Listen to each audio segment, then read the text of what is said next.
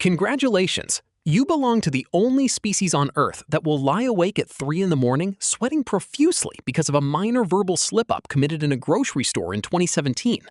While a zebra immediately forgets the lion that nearly disemboweled it once the chase ends, you possess a highly sophisticated, self-destructive mental software designed to torture you for years over trivial social blunders. This is not a glitch, it is an incredibly expensive evolutionary feature. The human brain consumes 20% of the body's energy, yet it willingly wastes precious metabolic resources on feelings of worthlessness and phantom embarrassment.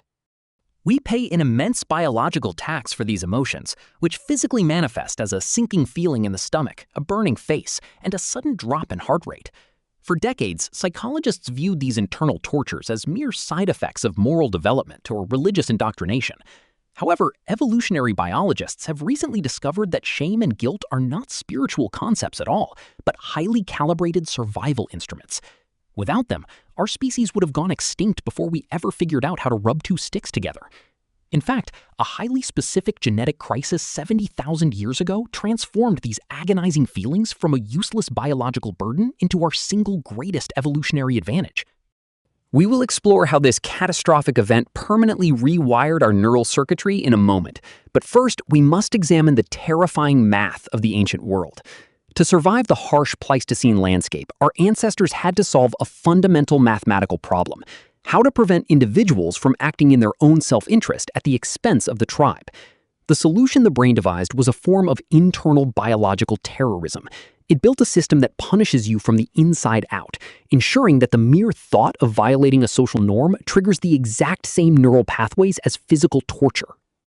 To understand why your brain actively tortures you, we must look at the brutal economics of the Pleistocene epoch. For 99% of human history, leaving your tribe was not an alternative lifestyle choice. It was an immediate, guaranteed death sentence. A solo human on the African savanna possessed minimal defensive capabilities, lacking natural armor, speed, or physical strength. Your survival depended entirely on your inclusion in a tight-knit band of roughly 150 individuals. If the group expelled you, you died of hypothermia or became food for a hyperpredator within 48 hours. Therefore, the brain had to develop a highly sensitive organ capable of detecting social danger long before actual banishment occurred. This organ is not a physical structure, but a neural network centered in the anterior cingulate cortex. This is the exact region of the human brain that processes physical pain. When you stub your toe, the anterior cingulate cortex lights up. Remarkably, fMRI scans show that when you experience social exclusion, public humiliation, or the threat of reputation loss, this identical brain region fires with the exact same intensity. Your neural hardware does not distinguish between a shattered femur and a damaged reputation, because historically, both carry the exact same mortality rate. Shame evolved as an automated preventative alarm system. It is a highly painful internal simulation of exile. When you feel shame, your body physically shrinks. Your shoulders slump, your gaze drops to the floor, and your neck curves inward. This is a defensive reflex. By making yourself look smaller and submissive, you signal to the dominant members of your tribe that you acknowledge your transgression and have no intention of challenging their authority. It is a biological white flag designed to prevent physical violence and secure your continued access to shared mammoth meat. As human populations grew, this primitive biological alarm system was hijacked by the architects of civilization to build the modern world. Around 10,000 years ago, the agricultural revolution forced humans to transition from small tribes of nomadic hunter-gatherers to massive, anonymous cities. In a tribe of 150 people, shame was sufficient because everyone knew your name, your parents, and your daily failures. However, you cannot run an empire of millions based on small-town gossip. This scale mismatch required a transition from shame cultures to guilt cultures.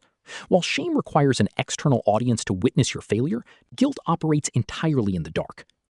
It is an internalized police officer that watches you when no one else is looking, judging your character rather than just your public actions. Religious institutions quickly realized that outsourcing social control to an invisible, omniscient deity was incredibly cost-effective. You no longer needed a physical guard on every street corner if every citizen believed an angry God was monitoring their deepest thoughts and keeping a ledger of their sins. This psychological engineering laid the groundwork for modern economic systems. Today, corporations have masterfully monetized this ancient neural hardware. Consider the concept of the individual carbon footprint. In 2004, the oil giant British Petroleum launched a massive advertising campaign promoting a personal carbon footprint calculator. It was a brilliant, calculated move to shift the moral guilt of industrial-scale pollution off the balance sheets of multinational corporations and onto the shoulders of average citizens who forgot to recycle a plastic milk jug. By weaponizing your evolutionary tendency to feel personally responsible for systemic failures, they successfully turned a major environmental crisis into an individual psychiatric issue. This allows corporations to continue polluting while you experience a massive cortisol spike for buying the wrong brand of dish soap, proving that guilt remains the most efficient, low-cost compliance tool ever devised. Now, we must resolve the core evolutionary mystery. How did this agonizing, self-sabotaging mechanism become a permanent fixture of our DNA? The answer lies 70,000 years ago, during a catastrophic evolutionary bottleneck. The Toba supervolcanic eruption plunged the planet into a volcanic winter, decimating global resources. The human population plummeted to perhaps 10,000 breeding individuals. Survival was no longer about individual physical strength, it was about hyper-cooperation. At this precise moment, a critical evolutionary split occurred. Our robust cousins, the Neanderthals, possessed larger brains and stronger muscles, but they lived in small, highly independent family units. Homo sapiens, however, developed a unique genetic mutation that linked social belonging directly to physical survival via the nervous system. We developed the capacity for intense empathy, but more importantly, we developed the capacity for intense self-loathing. The individuals who lacked the neural hardware for guilt and shame, the prehistoric sociopaths, acted selfishly, hoarded meat, and were promptly exiled or killed by the collective. The individuals who survived were those whose brains possessed a built-in self-monitoring panopticon. These anxious survivors passed down their hypersensitive nervous systems to us. This means you are the direct genetic descendant of the most anxious, self-critical, and socially paranoid humans to ever walk the earth. The biological mechanics of this system are brutal. When you violate a perceived norm, your brain releases a sudden toxic flood of cortisol and adrenaline. Your immune system temporarily suppresses, your digestion slows down, and your heart rate fluctuates wildly.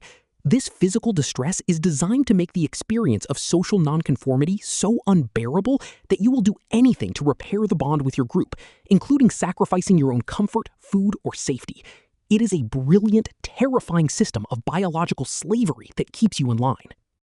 But here lies the ultimate cruel irony of our modern existence. We are running Pleistocene survival software on 21st century hardware. Our ancestors evolved this intense fear of social exclusion to navigate a small tribe of 150 people. If you made a fool of yourself in front of them, you had a lifetime of face-to-face interactions to repair those relationships. Today, however, you live in a digital global village of 8 billion people. When you make a mistake or post an unpopular opinion online, you do not face a local council of sympathetic elders. You face an automated, algorithmic panopticon designed specifically to maximize moral outrage. The business models of modern social media platforms are engineered to hijack your evolutionary terror of social exile. They deliberately feed on your shame because outraged, defensive, and anxious users stay on the platform longer, viewing more advertisements and generating more data. Your ancient brain cannot distinguish between a sarcastic comment from an anonymous account 3,000 miles away and the tribal elders preparing to throw you out into a blizzard. As a result, your body reacts to digital criticism with the same devastating cortisol spikes and immune system suppression that our ancestors experienced during real, life-threatening exile. We are slowly killing ourselves with chronic biological stress over the opinions of people we will never meet, all because our ancient evolutionary security system cannot read a calendar. In a bizarre twist of fate, the very mechanism that saved our species from extinction in the frozen valleys of the Pleistocene has now been weaponized to sell you premium subscriptions, corporate guilt trips, and useless therapeutic self-help books.